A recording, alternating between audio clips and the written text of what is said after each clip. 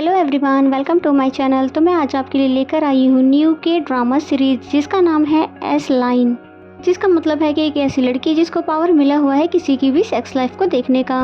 Series के starting में हम एक लड़की को देखते हैं जिसका नाम सिंचू है और इस लड़की को हर किसी के सिर पे एक रेड लाइन दिखाई देती है जिसको ये एस लाइन कहती है। इनके सिर पे जितनी ज्यादा लाइन होती है इसका मतलब होता है कि वो इतना ज्यादा फिजिकल रिलेशन बना चुका है। बचपन में अनजान सिंचू ने एक ड्राइंग बनाई थी जिसको उसकी मॉम देखती है कि एक रेड लाइन निकल के उसके हस्बैंड से उसकी सिस्टर के सिर पे जा रहा है, जिसे वो समझ जाती है और वो चाकू से अपने हस्बैंड का कत्ल करके सिंचू को अकेला छोड़कर वहाँ से भाग जाती है, जिससे सिंचू को समझ आता है कि ये रेड लाइन तो बहुत ही ज्यादा खतरनाक है। इसके बाद उस श्राप से मुक्त होने के लिए वो बिल्डिंग से कूद जाती है, हाथ की नस भी काट लेती है, लेकिन हर बार किसी न किसी वजह से बच जाती है और उसे तो खरोच तक नहीं आती है। लेकिन अब सिंचू ठान चुकी है कि इस बात का पता लगा के ही रहेगी कि आखिर इस श्राप के लिए उसे ही क्यों चुना गया है और वो इससे छुटकारा कैसे पा पाएगी। इसीलिए वो खुद को अपार्टमेंट में बंद रखने लगी। रात में भी काला चश्मा लगा के घूमती है, खिड़की दरवाजे सभी को उसने कवर करके रखा हुआ है। वो सामने एक घर में दिखाई जाती है जहाँ पर एक पड़ोसी आई होती है जिसके सिर पे बहुत सारी एस लाइन दिखाई दे रही थी और वो देखकर उसे हेलो कहती है, लेकिन सिंचू जल्दी से खुद को छुपा लेती है। अब तो और भी ज्यादा उसको क्यूरियोसिटी होने लगी है कि आखिर ये सब उसके साथ हो क्यों रहा है, क्या रीजन है कि वो इस श्राप से मुक्त नहीं हो पा रही है। सभी चीजों को समझने के लिए वो अच्छा खासा डाटा भी तैयार करती है। उसके घर की दीवार की हालत देखकर समझ सकते हैं कि वो कितना ज्यादा मेहनत कर रही है। उसके बाद हम उसी नई पड़ोसी को देखते हैं जो कि दिन में उसको हाई कह रही थी। वो उसको अपार्टमेंट के बाहर आई होती है कुछ फ्रूट्स लेकर, लेकिन वो दरवाजा खोलती ही नहीं है, बल्कि उसको देखकर तो डर जाती है और फिर ऐसे प्रिटेंड करती है जैसे कि घर के अंदर तो कोई भी नहीं है। जिसके थोड़ी देर बाद वो समझ जाती है कि घर के अंदर कोई नहीं है, इसलिए उस फ्रूट को वहीं पे रख कर वो वहाँ से चली जाती है। और जिसके जाने के बाद सिंचू दरवाजा चुपके से खोलती है और फ्रूट को अंदर ले लेती है और फिर ऐसे खाने लगती है कि जैसे कि उसने बहुत दिनों से कुछ खाया ही नहीं है। नेक्स्ट सीन में हमें मिस्टर हान को दिखाया जाता है जो कि एक इंस्पेक्टर है कि अपनी नेफ्यू सोना के साथ रहता है और सोना के पेरेंट्स भी अब इस दुनिया में नहीं हैं। मिस्टर हान ही उसका ख्याल रखते हैं और उसके स्कूल में एक मीशा नाम की लड़की है जो कि अपने गैंग के साथ उसको तंग करती है और उसकी खूब पिटाई करने के बाद उसे धमकी देती है कि अगर वो कल पैसे लेकर नहीं आई तो उसे बिल्डिंग से नीचे फेंक देगी। हमें इंस्पेक्टर हान को दिखाया जाता है जो कि एक मर्डर मिस्ट्री को सुलझा रहे थे जिसका सस्पेक्ट एक हेलमेट वाला डिलीवरी बॉय है। उसके फेस का तो उनको कोई भी अंदाजा नहीं था और उसी न्यूज को सिंचू भी टीवी पर देख रही होती है। उसकी नजर हेलमेट वाले मैन पे पड़ती है और देखती है उसके ऊपर सिर्फ एक ही लाइन था जो कि उसे बहुत ही कम रेयर देखने को मिलती है। रात को सिंचू ऐसे ही एक हेलमेट वाले आदमी को नए पड़ोसी के घर में जाते हुए देखती है।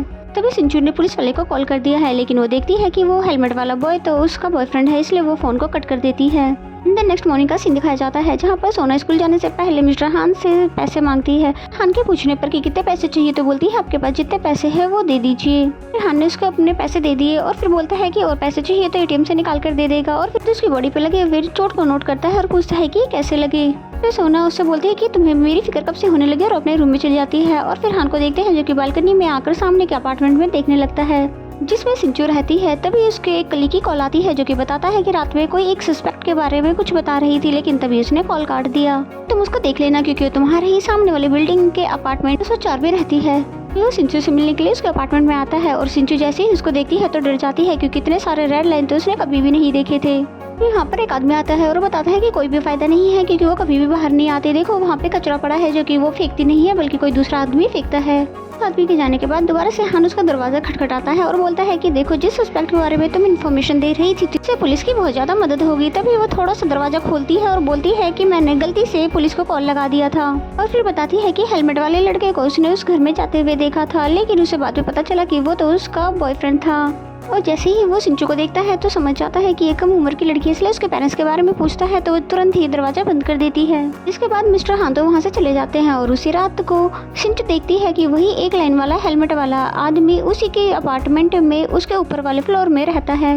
एंड देन हमें हान को दिखाते हैं जो कि शहर के सभी डिलीवरी बॉय को मैच कर रहा होता है जो कि उससे मिलते जुलते थे। मिस्टर हान अपने एक कलीग को सिंचू के ऊपर रहने वाले डिलीवरी बॉय को चेक करने के लिए भेजता है और फिर वो जैसे उसके कमरे में एंटर होता है तो वो देखकर हैरान हो जाता है क्योंकि बहुत ज्यादा सस्पिशियस लग रहा था। शायद सारे कत्ल उसी ने किए थे, इसलिए जल्दी से डरते डरते वो हान को कॉल करने लगता है और इससे पहले कि वो सारी बातें उसे बता पाता वहीं पर खड़ा हुआ हेलमेट वाला उनकी बातें सुन रहा था और वो तुरंत उस पर हमला करके उसके कलीग को बंदी बना लेता है। हान सब कुछ समझ आता है, इसलिए तेजी स्पीड में उसी घर की तरफ आ रहा होता है और फिर हम हेलमेट वाले को देखते हैं जो कि दोबारा से हेलमेट पहन कर किसी अगले शिकार पे जा रहा है। जैसे ही सिंचू को उसके पैरों की आवाज आती है तो विंडो से झांकती है तो वही हेलमेट वाला बंदा उसके नए पड़ोसी के घर में जा रहा था। सिंचू पुलिस को बताना चाहती थी लेकिन उसके फोन की बैटरी डेड थी, इसलिए खुद ही एक प्लास्टिक की चाकू लेकर उसके पीछे निकल जाती है। हम उस हेलमेट वाले बंदे को देखते हैं जो कि वो भी सिंचू की तरह रेड लाइन को देख सकता है। उस लेडी के सिर पे इतने सारे रेड लाइन देख उसे बहुत ही तेज गुस्सा आता है, इसलिए उसे जान से मारने लगता है। सिंचू वहाँ आ जाती है और वो समझ जाती है कि ये तो वही पड़ोसी का ही बॉयफ्रेंड है और उसी के सिर से उसकी एक लाइन जा रही है। लेकिन सिंचू बहुत ज्यादा डर जाती है, इसलिए वो उसे चाकू नहीं मार पाती बल्कि वही उसका चाकू लेकर उसे मार देता है।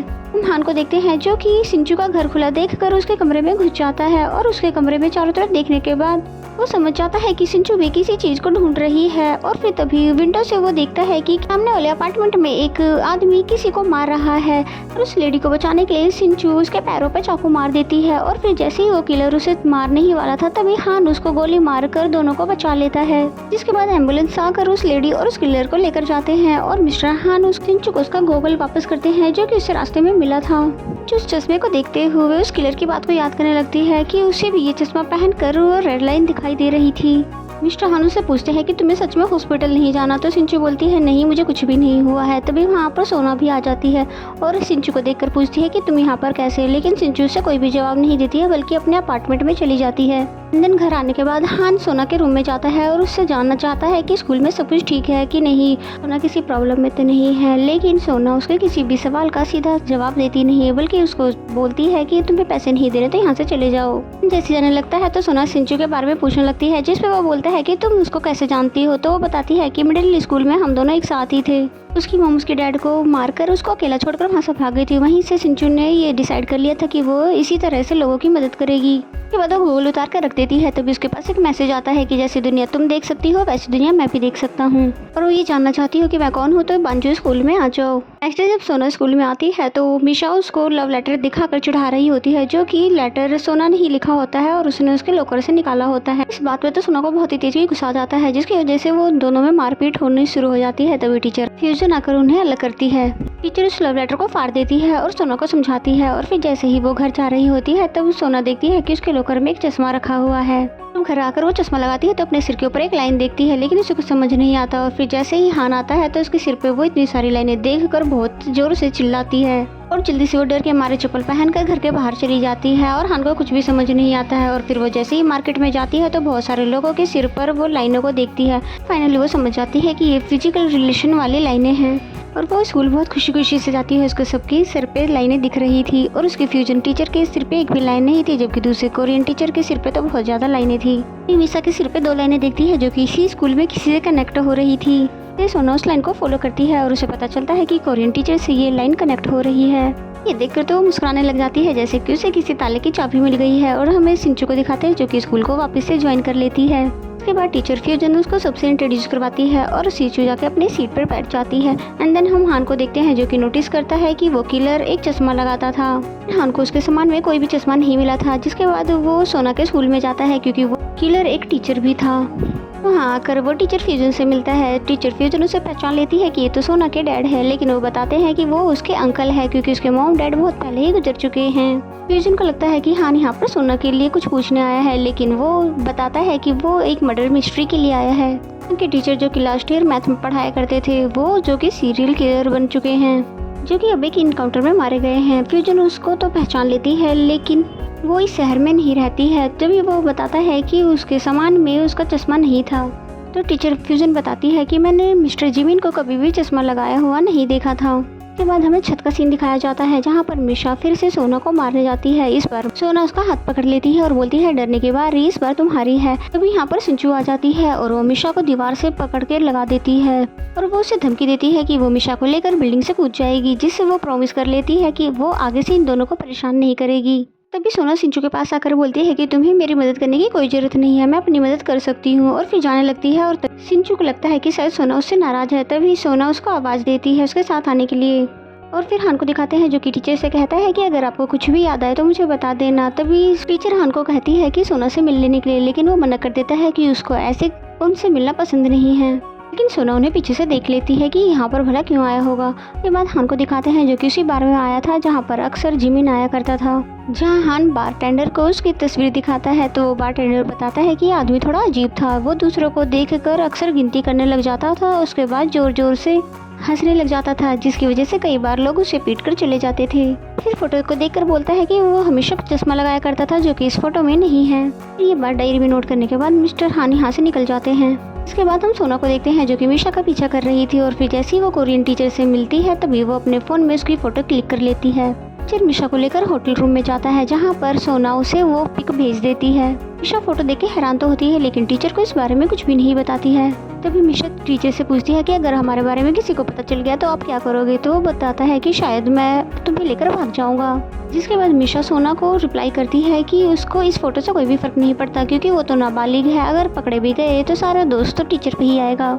नेक्स्ट डे सोना कोरियन टीचर को ही ये फोटो भेज देती है और 20 मिलियन युवान की डिमांड करती है। अगर उन्होंने ये पैसे नहीं दिए तो वो इंटरनेट पर इसे वायरल कर देगी। ये देखकर तो टीचर डर जाता है। इसके बाद हम सोना को देखते हैं, जो कि सिंचू से बोलती है कि मैं यहाँ से भाग जाना चाहती हूँ, क्योंकि उसके अंकल हान को उसकी कोई भी फिक्र नहीं है। इसमें सिंचू बोलती है कम से कम तुम्हारे पास कोई अपना कहने के लिए तो है। इसमें सोना कहती है क्या पता तुम्हारी मॉम भी जिंदा हो, अगर ऐसा है तो तुम्हें उन्हें ढूंढना चाहिए। ये सुनकर सिंचू का मूड ऑफ हो जाता है, और रात में जब वो ओल्डर कपल को देखती है जिनके सिर पर एक ही लाइन होती है, वो भी एक दूसरे से कनेक्ट होती है।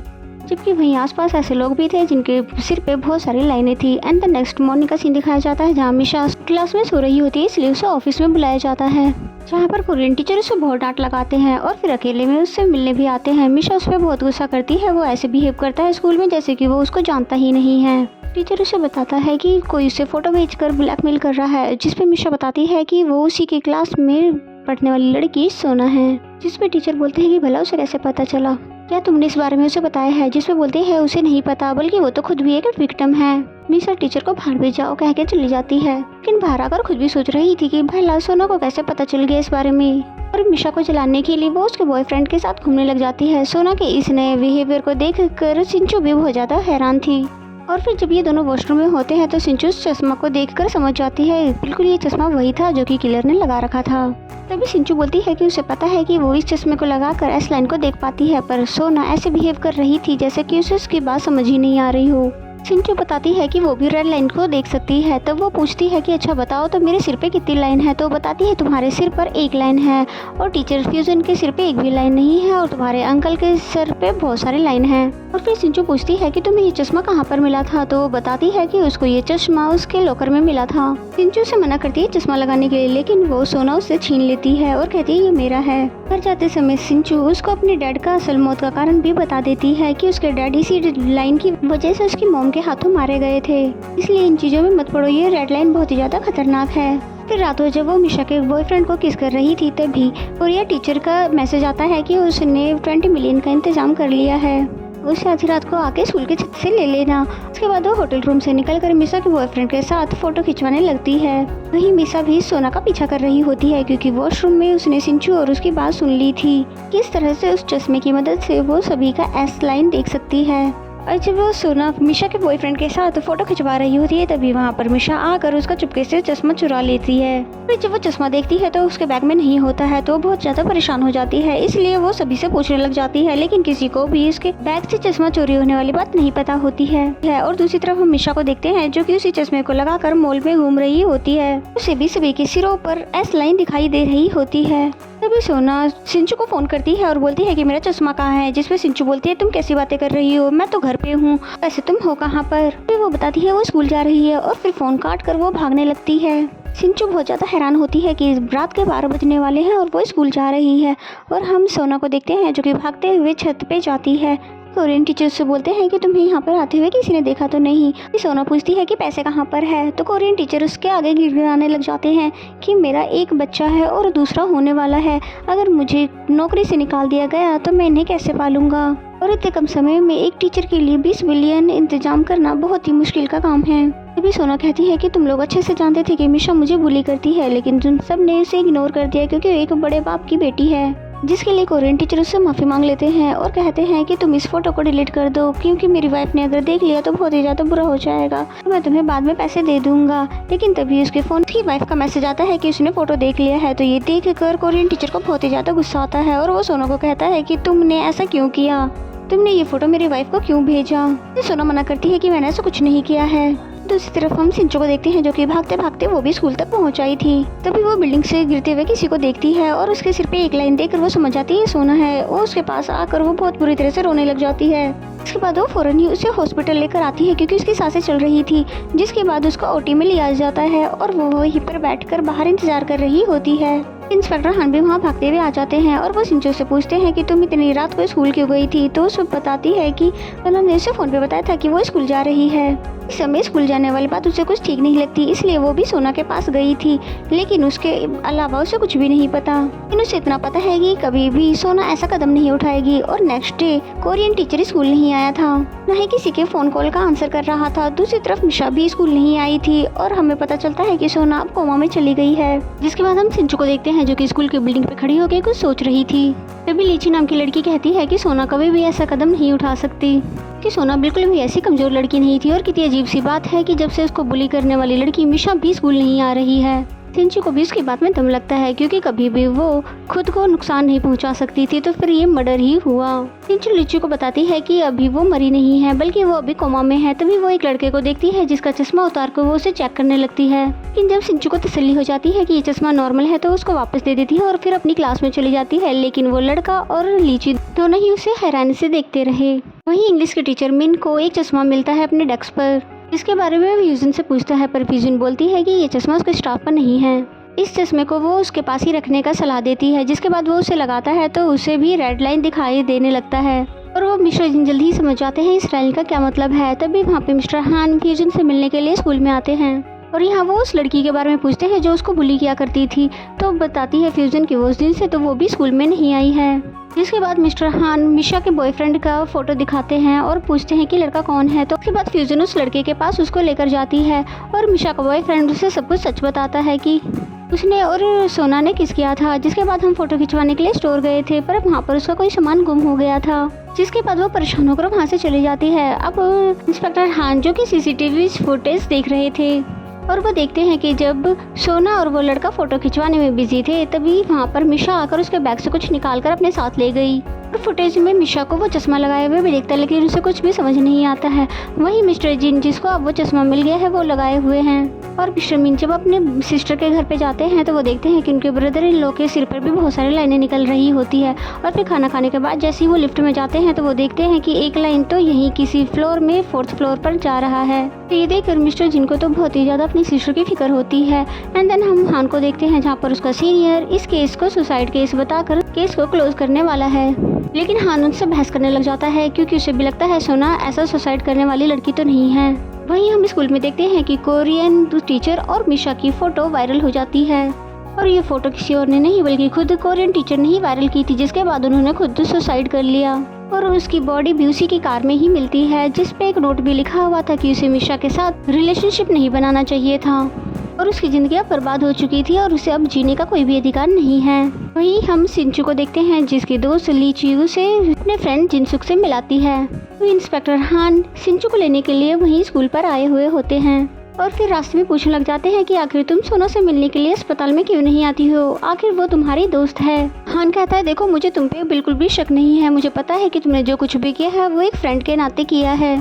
तुम्हें क्या लगता है कि वो आधी रात को स्कूल क्यों गई है। जिसपे सिंचू बोलती है क्या तुम्हें सच में सोना के चश्मा के बारे में कुछ भी नहीं पता। इसपे इंस्पेक्टर हान पूछता है कि कौन सा चश्मा। जिसपे सिंचू बोलती है पहले जाकर उस चश्मे को ढूंढ कर लेकर आओ, जिसके बाद ही वो उसको सब कुछ सच बताएगी। और उसके बाद हम मिस्टर जिन को देखते हैं जो कि अपने ब्रदर इन लॉ का पीछा कर रहा होता है।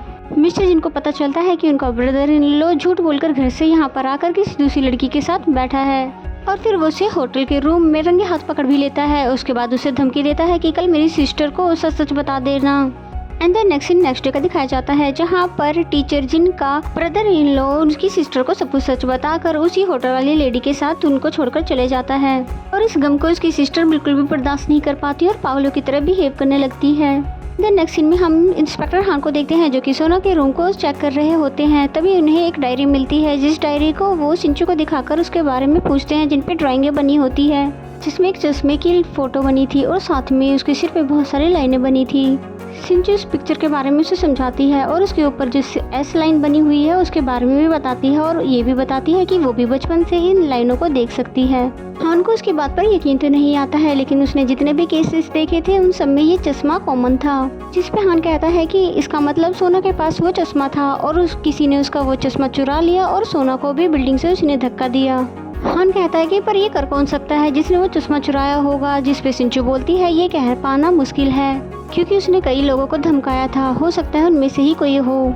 हान सिंचू से कहता है कि अगर तुम्हें सच में ये लाइन दिखाई देती है तो मैं समझ सकता हूँ तुम्हारे लिए लाइफ कितनी ज़्यादा मुश्किल हो गई है। द नेक्स्ट मॉर्निंग का सीन दिखाया जाता है जहाँ पर स्कूल में ली चेन जिनसुक और सिंचू को कहीं बाहर घुमाने ले जाने के लिए बात कहती है, लेकिन सिंचू बताती है कि उसने मैक्सन होटल में जॉब के लिए अप्लाई किया है और उसका आज पहला दिन है।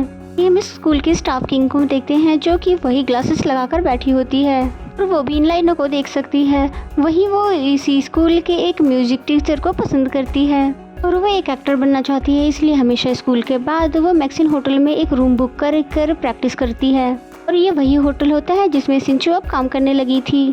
देन हम मिस्टर हान को देखते हैं जो कि अब सोना के केस पर प्राइवेटली अपने कलीग के साथ काम कर रहा होता है और तभी उनका सीनियर आ जाता है तो वो बोर्ड को उल्टा कर छुपा देते हैं। वहीं लीजिन और जिनसुक मिलने के लिए सिंचू से होटल में जाते हैं और वो हल्ला करते हुए इधर उधर भागने लग जाते हैं। तभी सिंचू उन्हें अपने छोटे से ऑफिस में छुपा के बिठा लेती है। तभी वहाँ पर किम आती है और 206 की चाबी लेकर वहाँ पैसे रखकर जाने लगती है। लीचिन कहती है मैंने इन्हें कहीं तो देखा है और मिस किम हमेशा की तरह उस रूम में जाकर अपने काम पर लग जाती है। जब ये तीनों होटल की छत पे होती है तो वो देखती है कि मिस किम अपने रूम से निकलकर जा रही होती है, लेकिन इस बार लीचिन उन्हें देखकर पहचान जाती है कि ये औरत हमारे स्कूल में स्टाफ रूम में काम करती है। सिंचू नोटिस करती है कि उनके सिर पर सिर्फ एक ही लाइन थी और मिस्टर हान जो कि अब सिंचू की मॉम के केस का इन्वेस्टिगेशन करते हैं तो उन्हें पता चलता है कि उसके पिता के अफेयर के बारे में जानने के बाद ही उसकी मॉम ने उन्हें मार डाला था। ये बात उन्हें सिंचू की बनाई हुई ड्राइंग से पता चली थी, जिससे मिस्टर हान समझ जाते हैं कि सिंचू बिल्कुल भी झूठ नहीं बोल रही थी, वो सच में लाइनों को देख सकती है। जिसके बाद वो सिंचू से अस्पताल में मिलता है।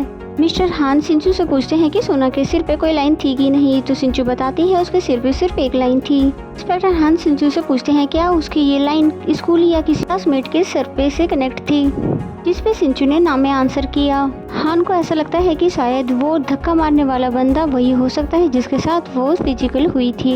एंड देन नेक्स्ट सीन हमें स्कूल का दिखाया जाता है जहाँ पर जिनसुक भागते हुए लीचू के पास आता है और सिंचू पूछती है कि लीचिन कहाँ है, तो बताता है कि लीचिन के घर पर उसे कोई काम था इसलिए वो आज जल्दी चली गई।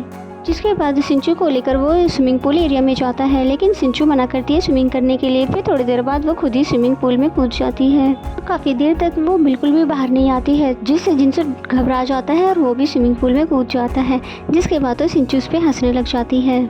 जिसके बाद दोनों बाहर आते हैं और फिर सिंचू को अपना जैकेट देता है और जिसके बाद दोनों खाने बैठ जाते हैं। सिंचू जिनसु को बताती है कि बचपन से ही उसे कुछ लाइंस दिखाई देती है, जिस पे जिनसुक ने कुछ हाथों से इशारा करके बताया क्या इस तरह से, तो वो बोलती है हाँ। तभी जिनसुक पूछता है क्या मेरे ऊपर भी लाइन है, तो वो बोलती है नहीं, तुम्हारे, मेरे और लीजिन के पास कोई भी लाइन नहीं है। सिंचू पूछती है जो कुछ भी मैंने अभी कहा क्या तुम्हें उस पर बिलीव है, तो वो बोलता है कि हाँ मुझे तुम पे बिलीव है क्योंकि तुम्हारे पास झूठ बोलने का कोई रीज़न भी तो नहीं है। हम सिंचू को देखते हैं जो कि घर पर भी आने के बाद जिनसु के बारे में सोचती रहती है। एंड देन हमें हान को दिखाया जाता है जहाँ पर उसका कलीग उससे पूछता है क्या बात है आजकल आप लड़कियों के साथ डेट पर नहीं जाते। हान टीचर फ्यूजन के बारे में सोचते हुए बताता है कि कोई है, इसके बारे में जानने के लिए मैं बहुत ज़्यादा क्यूरियस हूँ, लेकिन मैं उसके साथ सोना नहीं चाहता। फिर हमें किम को दिखाते हैं जो कि हमेशा की तरह प्रैक्टिस करने के लिए 206 रूम में जाती है। तो वो देखती है कि 205 नंबर रूम में वही म्यूजिक टीचर है जिसे वो बेइंतहा प्यार करती है, लेकिन यहाँ पर वो दूसरी लड़की के साथ था। दरअसल 205 रूम में जो भी आता था एक छेद के जरिए वो उन कपल्स को देखती रहती थी, लेकिन उसने कभी भी नहीं सोचा था कि वो म्यूजिक टीचर को भी इस तरह से यहाँ पर देखेगी। उस लड़की के पास एक ही लाइन थी जो कि उसी म्यूजिक टीचर के साथ जुड़ी हुई थी। ये देखकर किम पूरी तरह से टूट जाती है। इसके बाद वो यहाँ से चली जाती है और फिर वो कई दिनों तक उनके आने का दोबारा से वेट करती है। जब वो लड़की दोबारा से आती है तो उस लड़की के ऊपर हमला कर देती है, जिसके बाद किम उसके कपड़े पहनकर खुद 205 रूम नंबर में चली जाती है। इसे पता चलता है किम का मानसिक संतुलन बिगड़ चुका है और म्यूजिक टीचर तो उसको देखकर बहुत ज्यादा हैरान था और किम उसके साथ जबरदस्ती करने लगती है। म्यूजिक टीचर यहाँ से जाने लगता है तो उसके सिर पर मारकर पीछे से उसको बेहोश कर देती है, फिर उसको बेड पर सुलाकर उसे किस करने लगती है। लेकिन जब उसको एहसास होता है कि म्यूजिक टीचर मर चुका है इसलिए बाथरूम में जाकर वो खुद का भी खात्मा कर देती है। देर बाद जब सिंचू कचरा उठाने के लिए आती है तो वो उसी लड़की को देखती है जिसको किम ने बांधकर अपने रूम में रखा हुआ था। सिंचू फौरन मिस्टर हान को बुलाती है, जहाँ पर वो आकर इन दोनों डेड बॉडी को हटवाता है। उसके बाद वो ग्लासेस ढूंढने लगता है लेकिन उसे कहीं नहीं मिलता और फिर वो सिंचू से पूछता है कि किम के पास कितनी लाइनें थी। सिंचू ने बताया उसके पास 1 लाइन थी और मुझे नहीं लगता कि वो म्यूजिक टीचर से जुड़ रही थी। लेकिन हाँ, उसके ग्लास बिल्कुल वैसे थे जिसकी हमें तलाश थी। जिसके बाद हान सोना को देखने के लिए अस्पताल चला जाता है, लेकिन तभी उसे कुछ याद आता है और फिर वो दोबारा से होटल के रूम नंबर 205 में चला आता है। उसने बाथ टब को कुछ चेक नहीं किया था, जिसके बाद सारा पानी निकालने के बाद उसे वो ग्लासेस मिल जाते हैं। जिसके बाद वो ग्लासेस को लगाता है और खुद को मिरर में देखता है तो अपने ऊपर इतनी सारी लाइनें देखकर वो खुद ही चौंक जाता है। जिसके बाद वो हॉस्पिटल जाता है और सोना के सिर पे सिर्फ एक रेड लाइन देखकर वो सोचने लग जाता है कि उसने सोना के साथ कितना गलत किया है। बचपन में उसने उसके साथ बहुत ज़्यादा अटैच रखने की कोशिश की लेकिन उसने उसका ख्याल कभी भी नहीं रखा। सारी गलती उसी की थी, इसीलिए सोना उससे अब इतनी नफरत करने लगी है। और फिर अपने साथी कलीग के सिर पर 2 लाइनें देखकर पूछता है कि क्या तुम्हारी शादी से पहले कोई गर्लफ्रेंड थी क्या। उसका कलीग हाँ में आंसर करता है तो वो समझ जाता है कि ये ग्लासेस बिल्कुल सही है। तभी सोना के स्कूल से एक लड़की योजीना नाम की एक कंप्लेन लिखवाने आती है। स्कूल का नाम सुनकर हान को एक आइडिया आता है और मिशा के बॉयफ्रेंड को लेकर हॉस्पिटल आता है और सोना के आगे लाकर उसे खड़ा कर देता है। लेकिन सोना की लाइन उससे भी नहीं जुड़ रही थी, इसलिए वो उसे छोड़ देता है। वहीं सिंचू के दोनों दोस्त उसके बर्थडे पार्टी के बारे में बात कर रहे होते हैं। सिंचू ने रिप्लाई किया कि उसने आज से पहले कभी भी बर्थडे नहीं बनाया है, जिसमें जिनसे को लिंचन दोनों ही बोलते हैं इस बार वो उसका बर्थडे मनाएंगे क्योंकि इस साल वो 18 साल की हो जाएगी। और फिर स्पेशली जिनसे उसको मैसेज करके बताता है पार्टी से पहले वो अकेले में उससे मिलना चाहता है। तभी उसके पास एक अननोन नंबर से 1 नवंबर के बर्थडे इनविटेशन का एक मैसेज आता है और ये वही नंबर था जिससे कि उसको पहले भी मैसेज आया था कि जैसी दुनिया तुम देख सकती हो वैसी दुनिया मैं भी देख सकता हूँ। और स्कूल में भी सिंचू इसी के बारे में सोचती रहती है। और ताज्जुब की बात तो ये थी कि 1 नवंबर को सिंचू का ही बर्थडे आता है। जिसके बाद सिंचू योजीना को देखती है जो कि हान के ऑफिस में कंप्लेन करने गई थी। सिंचू देखती है उसके सिर पे 4 लाइनें हैं जिसे देखकर वो हैरान होती है। हान का कलीग हान को कहता है कि ये सेक्सुअल असोल्ट का केस है, इसलिए मैं चाहता हूँ कि तुम हैंडल करो तो अच्छा होगा। योजीना बताती है कि हांजू नाम के लड़के ने उसे दारू पिलाकर जब वो ब्लैकआउट हो गई थी तब गलत काम किया और उसको ये बात जब पता चली जब उसके होश आने में उसने अपने अंडरवियर को देखा। जिसपे हान ने बोला कि तुम वहाँ पर क्यों गई थी, तो वो बताती है कि हम दोनों क्लोज थे, हम दोनों साथ में ही सिंगिंग की प्रैक्टिस करते थे। मैं अपनी मर्जी से उसके रूम पर पार्टी करने गई थी लेकिन मुझे बिल्कुल भी नहीं पता था वो मेरे साथ ऐसा करेगा। डिटेक्टिव ने पूछा क्या इससे पहले तुम किसी के साथ फिजिकल हुई हो, लेकिन योजीना बोलती है नहीं ये इसका फर्स्ट टाइम था। लेकिन ये बात सुनकर हान बिल्कुल चौंक जाता है क्योंकि उसके सिर पे 4 लाइनें थी। इसका मतलब वो साफ साफ झूठ बोल रही थी। जिसके बाद वो बांगजू स्कूल में जाता है, यहाँ पर उसे टीचर फ्यूजन मिलती है और हान देखता है कि उसके सिर पर एक भी लाइन नहीं थी। हान उसे बताता है कि वो दूसरे केस के सिलसिले में यहाँ पर आया है और उसे हांजू नाम के लड़के से मिलना है। टीचर उसे हांजू के पास लेकर जाती है और हांजू के सिर पर सिर्फ एक ही लाइन थी। वो हान को बताता है कि उसने उस लड़की के साथ कुछ भी नहीं किया है और साथ ही वो ये भी बताता है कि उसे योजीना में कोई भी इंटरेस्ट नहीं है, वो तो बस उसकी नॉर्मल सी दोस्त है। और हान जब यहाँ से जा रहा होता है तो सिंचू उसे देख लेती है और फिर उसे गुस्से में उससे ग्लासेस मांगती है, लेकिन हान कहता है कि ये केस का एविडेंस है इसलिए वो उसे नहीं दे सकता। जिसके बाद सिंचू बोलती है क्या तुम्हें एविडेंस को ऐसे पहनकर घूमना ठीक लगता है। इसमें हान कहता है मैं इसे पहनकर टेस्टिंग कर रहा हूँ। तो सिंचू बोलती है ये तुम्हारा काम नहीं है। तो हान कहता है कि देखो मैं अब तुम्हारी बात पर बिल्कुल यकीन करता हूँ। सिंचू उसे समझाती है कि सोना के साथ इतना बड़ा हादसा होने के बाद भी तुम्हें अकल नहीं आई। तभी यहाँ पर टीचर फ्यूजन आ जाती है जिसे देखकर सिंचू यहाँ से चली जाती है। फ्यूजन हान से पूछती है कि क्या हो रहा था, तो हान बताता है कि वो उसकी पड़ोस में रहती है। जिसके बाद वो उससे डेट पर जाने के लिए पूछता है लेकिन फ्यूजन को कुछ भी समझ नहीं आता। हान कहता है कि कॉल करके बताएगा और फिर यहाँ से निकल जाता है। और फिर फ्यूजन को देखते हैं जो कि उसके सिर पर इतनी सारी लाइनें देखकर स्माइल करती है और इससे पता चलता है कि फ्यूजन भी इस एस लाइन को देख सकती है। हान योजीना के केस के बारे में सोच रहा होता है पर उसका कलीग बोलता है ये तो एक सीधा केस है, लेकिन हान को ऐसा लगता है कि वो लड़की झूठ बोल रही है क्योंकि उसके सिर पे 4 लाइनें थी। जिसके बाद वो दोबारा से एक बार उन दोनों से पूछताछ करते हैं। कलीग हांजू से पूछता है और हान उस लड़की से, जहाँ पर वो लड़का बताता है कि मैंने कुछ भी नहीं किया है बल्कि वो लड़की ही मेरे पीछे घूमती रहती है, तो आप मेरा फोन चेक कर लो। तो वो देखता है कि वो बिल्कुल ठीक कह रहा है। हान उस लड़की से पूछता है कि तुमने वो कपड़े और अंडरवेयर क्यों धो दिए जिसमें खून थे। तो उस लड़की की माँ बोलती है कि ये कपड़े मैंने धोए थे।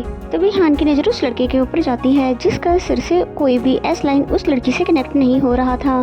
लेकिन हान समझ ही नहीं पा रहा था कि ये लड़की उस लड़के को फंसाना क्यों चाहती है। और फिर रात में जब वो घर जा रहा था वो सिंचू से मिलता है सिंचू उसके चश्मे को देखकर उसको वापस लौटा देती है और फिर हान बताता है कि वो इस चश्मे की मदद से लोगों की हेल्प कर रहा है।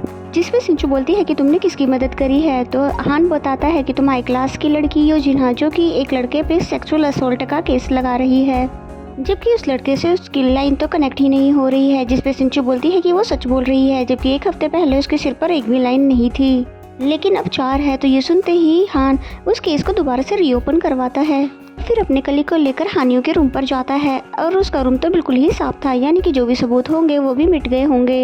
एंड देन हम सिंचू को देखते हैं जो कि वही होटल रूम 205 में जाती है, ये उम्मीद से कि उस क्लास को बनाने वाले से रिलेटेड कोई सबूत मिल जाए। तभी यहाँ पर जिनसुक आ जाता है, जिसे देखकर तो सिंचू बिल्कुल चौंक जाती है कि भला तुम यहाँ पर कैसे आए। जिस पे जिनसुक बताता है कि उसने सिंचू को आते हुए देखा था, इसलिए वो भी उसके पीछे पीछे यहाँ पर आ गया। और तभी अंधेरा हो जाता है तो उसे अंधेरे से डर लगता है, जिसकी वजह से उसे ऐसा लगता है कि सिंचू शायद उसे किस करने वाली है, इसलिए वो अपनी आंखें बंद कर लेता है और जिनसुक को ऐसे देखकर सिंचू हंसने लग जाती है। जिसके बाद वो दोनों सच में किस करने लग जाते हैं। दूसरी तरफ हान को दिखाते हैं जो कि हानियों को इंटेरोगेशन के लिए लेकर आता है और फिर हान उसको दोबारा से सारी बातें पूरी बताने के लिए कहता है। जिसके बाद वो हानियों बताता है कि यो जिन्हा उसके रूम पर आई थी और विस्की की रखी बोतल वो पूरी की पूरी गटक गई थी। जिसके बाद और पीने की जिद करने लगी, उसके लिए मुझे फिर से बियर लेकर आनी पड़ी और फिर बियर पीने के बाद उसका ब्लैकआउट हो गया था, यानी कि बियर और विस्की दोनों पी लेने की वजह से ऐसा हुआ था। जिस पे हान ने उससे बियर शॉप का एड्रेस पूछा तो वो बताता है उसके हॉस्टल के पीछे ही वो वाइन शॉप है। जिसके बाद हान उस वाइन शॉप की फुटेज को चेक करता है तो उसे पता चलता है वो लड़का बिल्कुल ठीक कह रहा था। तभी वो फुटेज में नोटिस करता है कि 4 लड़के उसी हॉस्टल के पास जा रहे थे, जिनमें से एक के सिर पर तब तो कोई लाइन नहीं थी, और जब वो हॉस्टल से वापस आ रहा था तब उस लड़के के सिर पर एक लाइन आ जाती है। जिसके बाद से वो कैमरा को दोबारा से रिवाइंड करके चेक करता है और उन सबके सिर के लाइन को गिनता है और फिर उसे पता चलता है कि हॉस्टल के अंदर से आने के बाद इन सबके सिर से एक एक लाइन बढ़ गई है। नेक्स्ट सीन में हम स्कूल का देखते हैं, जहाँ पर सिंचू देखती है कि उन्हीं 4 लड़कों की एक एक लाइन यो जिन्हा से जुड़ रही थी। सिंचू तुरंत ही हान को कॉल करती है और हान भी यहाँ पर पहुँच गया था। उन 4 लड़कों से दोबारा पूछताछ की जाती है, लेकिन उसका कोई भी फायदा नहीं होता क्योंकि इनके पास कोई भी सबूत नहीं था। उन लड़कों में से एक लड़का हान को घबराया हुआ सा लगता है। तभी हान के दिमाग में एक आइडिया आता है, उन तीनों को तो छोड़ देता है और जो घबराया हुआ लड़का होता है उसके सामने ऐसे दिखाता है कि जैसे उनके खिलाफ उससे कोई सबूत मिल गया है। वो लड़का बहुत ज्यादा घबरा जाता है और सच उगल देता है कि वो तीनों भी इसमें शामिल थे और फिर बताता है कि ये सारी प्लानिंग हानियों की ही थी। उसी ने उसके ड्रिंक में नशे की दवा मिलाई थी और फिर जब वो लड़की बेहोश हो गई थी तब हम चारों ने मिलकर ये गंदा काम किया था। और फाइनली अब हान के पास हानियों के खिलाफ सबूत था, इसलिए उसको भी अपना गुनाह कबूल करना पड़ता है। नेक्स्ट डे सिंचू का बर्थडे होता है और वो जिनसुक से मिलने के लिए हान से लिफ्ट लेती है। रास्ते में हान ने सिंचू को बताया कि किस तरह से उसने बहुत ही चालाकी से उन चारों से सच उगलवाया। एंड देन हान को दिखाते हैं जो कि हॉस्पिटल में अपने फादर को देखने के लिए गया था, तब उसे पता चलता है कि कोई उन्हें अपने साथ लेकर चले गया है। सीसीटीवी फुटेज में देखता है कि वो एक औरत उसके फादर को अपने साथ लेकर जा रही है। ध्यान से देखने में पता चलता है ये तो टीचर फ्यूजन है। और तभी हान को अननोन नंबर से एक मैसेज आता है जो कि सोना की फोटो होती है, इसलिए फौरन ही दौड़कर वो सोना के पास जाता है और फिर सोना को उसके बेड पर देखता है। तब जाकर उसके सांस में सांस आती है। तभी हान नोटिस करता है कि सोना के सिर की जो लाइन है वो मूव करने लगा है, यानी कि जो उसके साथ जुड़ा है वो इसी तरफ आ रहा है। तभी हान अपनी गन को गेट की तरफ तान देता है। तभी वो देखता है कि गेट से अंदर आकर उसके फादर सोना के पास आकर रोने लगते हैं। तभी हान देखता है कि उसकी लाइन उसके फादर से मिल रही है, तो ये देखकर तो उसे बहुत ही ज्यादा गुस्सा आ जाता है और साथ ही साथ गिल्ट भी होता है कि अगर बचपन में उसने उसकी बात सुनी होती तो शायद ये सब नहीं होता। हान को अपने फादर को मारने का बहुत ही ज्यादा मन करता है, लेकिन वो बेचारा ऐसा कर भी नहीं पाता, वो बल्कि रोने लग जाता है। द नेक्स्ट सीन में हम सिंचू को देखते हैं जो कि खून से लथपथ होती है और एक जगह पर बैठकर हान को कॉल करती है कि उसको उसकी हेल्प चाहिए। एंड द नेक्स्ट सीन में हम एक लड़की को देखते हैं जो कि कॉफी शॉप चलाती है, जिसका वीडियो पूरे शहर में वायरल हो गया था, जो कि उसी के बॉयफ्रेंड ने किया था। उसके रिश्तेदार, उसके फ्रेंड्स वगैरह सारे इसको फोन कर करके मैसेज कर करके परेशान कर देते हैं। उस लड़की का दिमागी संतुलन बिगड़ जाता है और वो खुद को खत्म करने के लिए सड़क पर निकल आती है, जहाँ पर बहुत तेज से गाड़ियाँ गुजर रही थी। इससे पहले कि कोई गाड़ी उसे उड़ा देती, फ्यूजन उसको आकर वहाँ बचा लेती है और जाने से पहले उसको वो चश्मा देती है और ये चश्मा वही होता है जिससे लोग एस लाइन को देख पाते हैं। इसका मतलब ये हुआ कि इस चश्मा को लाने वाली फ्यूजन ही थी। एंड देन हमें सिंचू को दिखाया जाता है, जिसके साथ अब क्या हुआ था वो बताया जा रहा है। जब हान ने सिंचू को बस स्टॉप पे छोड़ा था तो वहाँ पर जिनसुक आकर उसको एक होटल के रूम में लेकर गया था। और क्योंकि अब सिंचू भी जिनसू को पसंद करने लगी है, इसलिए यहाँ पर ये दोनों पहली बार फिजिकल हो जाते हैं। इसके बाद ये दोनों मार्केट में निकल जाते हैं क्योंकि आज सिंचू का बर्थडे है, इसलिए जिनसू उसके लिए केक लाने के लिए निकल पड़ता है। सिंचू मिरर में देखती है कि अब उसके सिर पर भी एक लाइन है और देखते ही देखते वो लाइन गायब हो जाती है। तभी एक चीखने की आवाज आती है और भीड़ में जाकर सिंचू देखती है तो ऊपर से गिरने की वजह से जिनसू की मौत हो गई थी। अब सिंचू की पूरी दुनिया ही वीरान हो चुकी थी, इसलिए वो एक जगह पर बैठकर फूट फूट कर रोती है। तभी सिंचू के पास एक वीडियो आता है जिसमें लीचिन होती है जिसको स्कूल में बांध कर रखा हुआ था। और इस बारे में बताने के लिए सिंचू हान को फोन करती है, जिसपे हान जल्दी से इसको लेने के लिए आ जाता है और फिर साथ ही उसको सोना की लाइन के बारे में भी बताता है। हान सिंचू से पूछता है क्या तुम्हें इस बारे में पहले से पता था। वो ना में जवाब देती है और फिर लीचिन का वीडियो दिखाती है। तभी हान कहता है कि सबको छत से धक्का देने वाला और चश्मा बांटने वाला हमें वहीं मिलेगा। इसके बाद दोनों ही स्कूल के लिए निकल जाते हैं और स्कूल पहुंचकर क्लास में लीचिन को ढूंढने लग जाते हैं। और सिंचू को फाइनली लीचिन मिल जाती है। जैसे इसके मुंह से टेप हटाती है और पूछती है कि तुम यहाँ पर कैसे आई। लेकिन लीचिन को तो कुछ भी याद नहीं था। सिंचू को ब्लड से सना हुआ देखकर लीचिन पूछती है कि ये सब क्या है, जिसमें सिंचू बोलती है कि पहले तो हम यहाँ से निकलते हैं, फिर मैं तुम्हें सब कुछ बता दूंगी। और फिर जैसे ही बाहर आते हैं तो वो हान को आवाज देती है जो कि यहीं पर होते हैं। और अजीब बात यह है कि वो दोनों एक दूसरे को आवाज देते हैं, लेकिन वो एक दूसरे की आवाज सुन भी नहीं पा रहे थे और देख भी नहीं पा रहे थे। सिंचू यहाँ से निकलने की कोशिश करती है, लेकिन बार बार एक ही जगह पर पहुँच जा रही थी, जिससे सिंचू समझ जाती है कि वो एक ही जगह पर स्कूल में अब फंस गए हैं। फिर उधर हान छत पर जाने लगता है और सिंचू भी डिसाइड करती है छत पे जाने का। लेकिन सिंचू के छत पे आने के बाद भी उसे हान नहीं मिलता, बल्कि हान तो एक दूसरी दुनिया में पहुंच चुका था। और यहाँ पर फ्यूजन को मानने वाले बहुत सारे लोग थे और ये वही लोग थे जिसको फ्यूजन ने चश्मा दिया था। और हम सिंचू को देखते हैं जो कि लीचिन को एस लाइन के बारे में बता रही होती है। तभी वो नोटिस करती है कि उसने भी वही चश्मा लगा लिया है। लीचिन बताती है कि ये चश्मा उसे फ्यूजन ने दिया था और उसको पहनने के बाद वो पूरी तरह से उसके कंट्रोल में थी और इसके कारण उसके इविल साइड भी बाहर आने लगी थी। और फिर हमें दूसरी दुनिया का दिखाया जाता है जहाँ पर फ्यूजन सबके सामने आ गई थी। फ्यूजन के सिर पे हम देखते हैं कि बहुत सारी लाइनें थी जिसको वो लोगों से अपनी शक्तियों के द्वारा छुपा कर रखती थी। फ्यूजन टेबल के ऊपर से कपड़ा हटाती है जिस कपड़े के नीचे हान के फादर थे। दरअसल वो उसके पिता को मारना चाहती थी क्योंकि उसने एक बच्चे के साथ वो किया था जो कि उसे नहीं करना चाहिए था। हान अपने फादर को बचाने की बहुत कोशिश करता है लेकिन बचा नहीं पाता, जिसके बाद वो गन निकाल कर फ्यूजन के ऊपर गोलियां चलाता है, लेकिन उस पे उसको कोई भी फर्क नहीं पड़ता। हान की गन पूरी तरह से खाली हो जाती है, लेकिन फ्यूजन को एक खरोच तक भी नहीं आता। फ्यूजन बताती है कि उसे कोई भी इंसान नहीं मार सकता। इसके बाद फ्यूजन हान का गला पकड़ के उसको हवा में उठा देती है और दूसरी तरफ लीचिन और सिंचू के बीच में चश्मा को लेकर छीना झपटी होती है, जिसमें सिंचू उस ग्लास को तोड़ देती है और उस ग्लास के टूटते ही लीचिन बिल्कुल ठीक हो जाती है। और लीचिन को बिल्कुल भी याद नहीं होता है कि अभी यहाँ पर क्या हुआ था। जिसके बाद सिंचू भी दूसरी दुनिया में पहुँच जाती है और हान को ऐसे देखते ही सिंचू जोर से चिल्ला देती है, जिसके बाद फ्यूजन सिंचू की तरफ बढ़ने लग जाती है हान को छोड़कर। फ्यूजन सिंचू को बोलती है कि बचपन से जिसे तुम श्राप समझती आई हो वो एक वरदान है, जिस पे सिंचू बोलती है कि वो गलत है क्योंकि इसकी वजह से उसने अपने दोस्त परिवार सबको खो दिया है। असल में फ्यूजन चाहती है कि सिंचू की मदद से वो दुनिया में सभी को एस लाइन देखने की पावर दे, ताकि बिना चश्मे के भी वो इन लाइन को देख सके। इसलिए वो सिंचू के ऊपर चाकू से हमला करती है, लेकिन तभी एक लेडी आकर उसे बचा लेती है। ये लेडी कोई और नहीं बल्कि सिंचू की मॉम होती है और वो बोलती है कि असल में अब तक तुम जिस गिल्ट में जी रही थी उसमें तुम्हारी कोई भी गलती नहीं थी। उसकी मॉम ने सिंचू की ड्राइंग देखकर नहीं बल्कि उसको देखने के लिए उसकी मॉम के पास एस लाइन वाली चश्मा थी और उसी चश्मे की वजह से उसने अपनी बहन और हस्बैंड से कनेक्ट होने वाली लाइन को देख ली थी। इसकी वजह से सिंचू बहुत ही ज्यादा गुस्से में फ्यूजन पर हमला करती है, लेकिन फ्यूजन ही उसको चाकू भोंक देती है। जिसके बाद वो अपनी शक्तियों से सिंचू को हवा में उड़ाती है और ऊपर उड़ाने के बाद उसके शरीर से बहुत सारी लाइनें निकलती है और उन लाइनों की वजह से बहुत ही बड़ा गुब्बारा बन जाता है, जिसके बाद सिंचू नीचे गिर जाती है।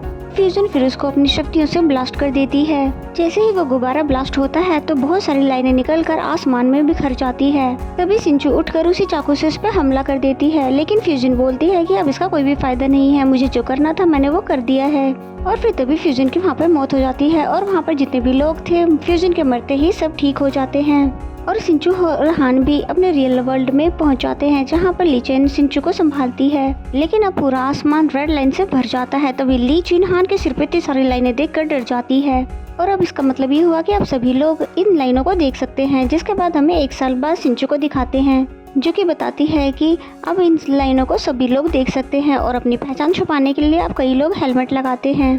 और फिर हमें सोना को दिखाते हैं जो कि अब बिल्कुल ठीक हो गई है। हान उसको लेने के लिए स्कूल आता है, जहाँ पर सोना बोलती है मैंने कहा था ना कि आप यहाँ पर मत आया करो, आप अपने सिर के ऊपर देखो, जिसकी वजह से लोग भी मुझे घूर घूर कर देखते हैं। और फिर सिंचू को देखते हैं जो कि जिनसू के कब्र पर जाती है और वहीं पर उसका जैकेट रख देती है कि तभी उसको एक आवाज़ सुनाई देती है, लेकिन सिंचू को कोई दिखाई नहीं देता। तभी अचानक से फ्यूजन उसके कान के पास आकर बोलती है, इसका मतलब फ्यूजन अभी भी जिंदा है। और फिर इसी सीन के साथ ये सीरीज यहीं पर एंड हो जाती है। तो मेरा एक्सप्लेनेशन अगर आपको अच्छा लगा तो वीडियो को लाइक करें और चैनल पर नए हैं तो प्लीज़ गाइस चैनल को सब्सक्राइब कर लें। तो मिलते हैं ऐसे किसी और मजेदार सी सीरीज के साथ, तब तक के लिए bye bye and take care.